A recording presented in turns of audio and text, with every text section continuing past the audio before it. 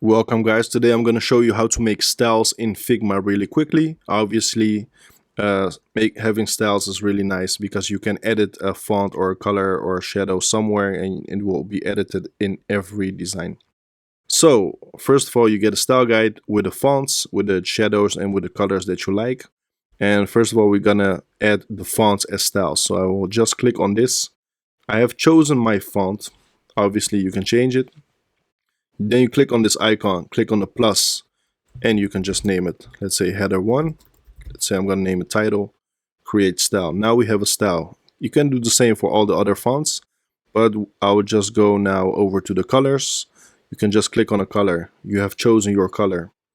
So for the fill, I'm just, again, click on the icon, click on the plus, then I'm going to name it primary, or you can name it whatever you like. Let's say blue.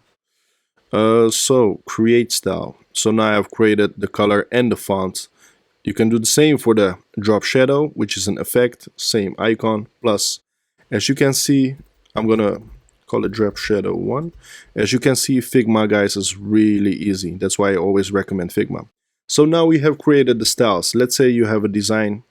So I'm just gonna draw some rectangles here. So let's say you have a, just use your imagination, guys. Let's say you have a design and you want to color it the blue that we chosen. So that's how you use it. Let's say you want to give it a shadow. Click on here and you can just choose the drop shadow. So let's say I don't actually like this blue.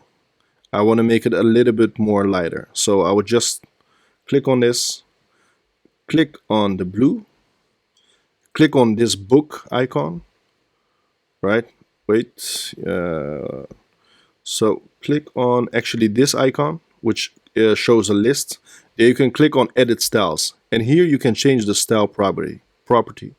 So I just want to make it a little bit lighter, and that's it. Just click on a cross, and now we have the style has changed, and as you can see, it also has changed here, which is really nice. So you have, if you have many pages where you use this color, it will change everywhere at once.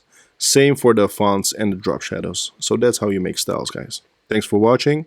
For any questions, leave them in the comment below. If you need another explanation, just let me know.